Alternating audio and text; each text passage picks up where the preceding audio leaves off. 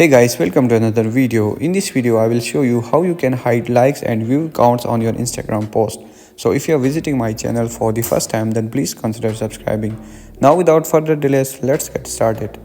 First of all, you have to open your Instagram. So here, let's say that I just want to add this post. Okay, so I will go to next. We all know that we can just change the filters from here. And after that, to hide the likes count on your Instagram post, you just have to scroll it down and go to advanced settings. So here at the top, we have got the option of hide like and view counts on this post. You can just check this option.